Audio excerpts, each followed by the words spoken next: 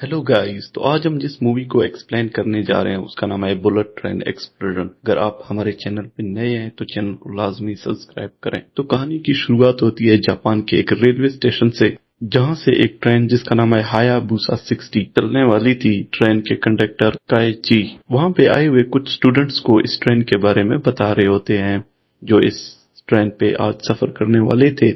Takaichi के साथ उनका जूनियर कंडक्टर फौजी भी था। तो हमें दिखाया जाता है कि जब सारे सवारी ट्रेन पे बैठे होते हैं तब उसे जाने का हुक्म आ जाता है और 3:17 पे ये ट्रेन रवाना हो जाती है। तब अचानक जापान के ट्रेन कंट्रोल रूम में एक फोन आती है कि हमने उस ट्रेन में एक बम रखा है, और वो कहता है कि अगर ट्रेन की स्पीड 100 किलोमीटर फी घंटे की रफ्तार से कम हुई तो वो बम फट जाएगा और ट्रेन मुकम्मल तौर पे तबाह हो जाएगी।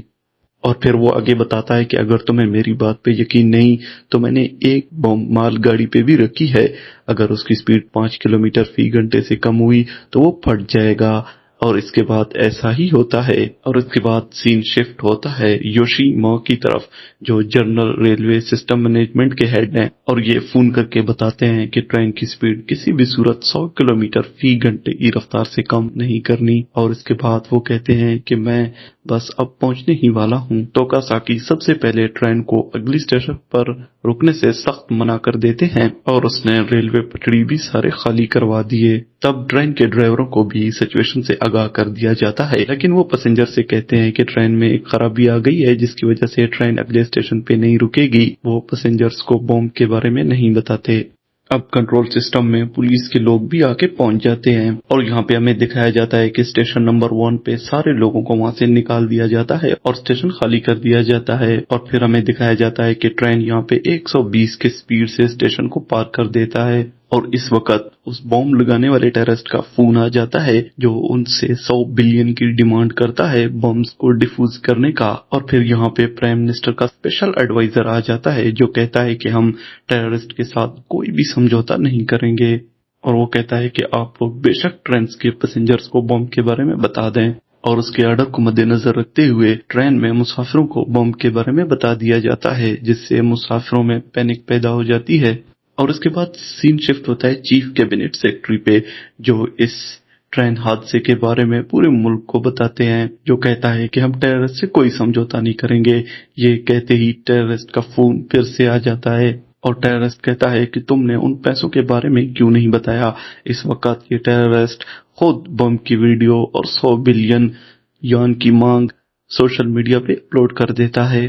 तभी हमें यहाँ पे पता चलता है कि हायाबुसा के लैन में एक ट्रेन खराब हो चुकी है और अब हायाबुसा के पास यहाँ से गुजरने का रास्ता नहीं है, यानी कि सामने वाला रास्ता अब बंद हो चुका है और दूसरी लेन पे एक और ट्रेन आ रही थी। तब तोकासाकी ने कहा कि हम हायाबुसा को खराब ट्रेन वाले रास्ते से दूसरे रास्ते पे मोड़ देंगे, मगर दूसरे आने वाले ट्रेन को उन्हें हायाबुसा से पहले ही वहां से निकालना था। ये काम काफी ज्यादा कॉम्प्लेक्स था। इस वक्त तोकासाकी ने सामने से आने वाले ट्रेन की स्पीड 320 करवा दी और अपने ट्रेन की स्पीड 105 कर दी, मगर इस कॉम्प्लेक्स सिचुएशन में भी ये ट्रेन वहां से बच के निकल जाती है। और हमें यहाँ पे दिखाया जाता है कि ट्रेन में यहाँ पे एक ऑथर बैठा होता है और वो कहता है कि मैंने एक वेबसाइट बनाई, सब वहाँ पे पैसे डोनेट करें ताकि हम टेररिस्ट को देकर अपनी जान छुड़ा लें। और इस वक्त ट्रेन के लोग पैसे डोनेट करना शुरू कर देते हैं और वो वीडियोस बनाकर दूसरों को भी प्रमोट करते हैं कि वो भी पैसे डोनेट करें। लेकिन इस वक्त सरकार कहती है कि हम टेररिस्ट से कोई समझौता नहीं करेंगे और हम इस वेबसाइट को भी बंद कर देंगे, क्योंकि इस वक्त तक वेबसाइट में काफी सारे पैसे आ चुके होते हैं। तब यहाँ पे हमें पता चलता है कि यही सीन पहले भी 1975 में दोहराई गई थी। वहां पे भी पहले मालगाड़ी में बम रखा गया था और फिर ट्रेन में। और अब यहाँ पे सीन शिफ्ट होता है कंट्रोल रूम में, जहाँ पे हमें दिखाया जाता है कि वो अलग अलग प्लान्स बना रहे होते हैं कि कैसे ट्रेन के पैसेंजर वाले डब्बों को अलग करके दूसरे ट्रेन के साथ जोड़ा जाए और पैसेंजर को मेन इंजन से अलग कर दिया जाए। और फिर इस तरह वो एक दूसरी ट्रेन को हायाबुसा के बिल्कुल पास लाते हैं और तमाम जरूरी सामान को वो हायाबुसा में शिफ्ट कर देते हैं। तो यहाँ पे ये रेलवे इंजीनियर्स के साथ मिलकर ट्रेन के पिछले 2 डब्बे किसी न किसी तरह अलग कर देते हैं।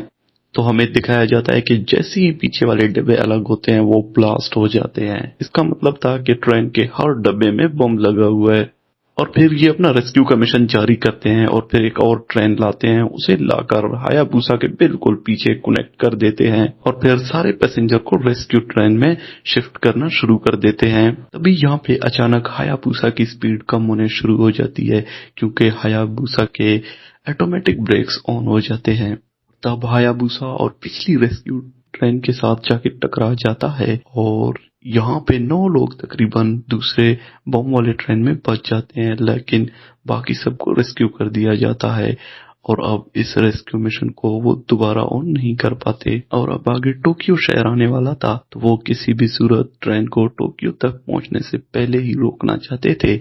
और इस वक्त प्राइम मिनिस्टर का एडवाइजर कहता है कि वो ट्रेन को रोकेगा, मगर कंट्रोल रूम में बाकी लोग इस चीज के खिलाफ थे क्योंकि वो किसी बेवना को मारना नहीं चाहते थे। इस वक्त उनके बीच में लड़ाई हो जाती थी और यहाँ पे ट्रेन में एक लड़की होती है युजुकी नाम की, जो अपने वालिद को कॉल करके बताती है कि 1975 में दरअसल युजुकी के वालिद वही शख्स थे जिन्होंने 1975 में उस ट्रेन वाले टेररिस्ट को मारा था।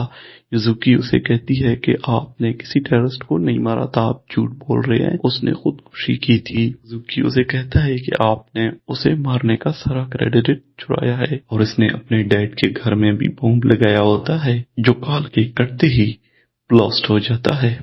युजुकी ये सब करके बहुत ज्यादा खुश थी और इसके बाद उसने ट्रेन में सारे पैसेंजरों के सामने कंट्रोल रूम में कॉल करके सारी सच्चाई उन्हें बता देता है और फिर कहता है कि अगर इनमें से कोई शख्स मुझे गोली मार देगा तो फिर बम डिफ्यूज हो सकता है, अगर इनमें से कोई मेरी जान लेगा तो फिर बम डिफ्यूज हो जाएगा। दरअसल युजुकी के दिल में उसकी बीमारी की वजह से एक मॉनिटर लगा हुआ था जो उसका हार्ट बीट डिटेक्ट करता है और जैसे ही उसका दिल धड़कना बंद हो जाएगा और ये बम भी उसके साथ डिफ्यूज हो जाएगा। और फिर यहाँ पे युजुकी के बातों पे सबको यकीन होता है। फिर युजुकी ट्रेन पे साइड पे जाके बैठ जाता है और उसकी टीचर उससे आके पूछता है कि तुम ये सब क्यों कर रही हो। वो कहती है कि मैं लोगों की झूठी खुशी और झूठे चेहरे देखकर थक चुकी हूँ, मैंने ये सब कुछ लोगों के चेहरे बाहर लाने के लिए किया। और फिर पुलिस युजुकी के सोशल मीडिया अकाउंट चेक करता है और वो देखते हैं कि उसने यहाँ पे काफी ज्यादा डिप्रेसिंग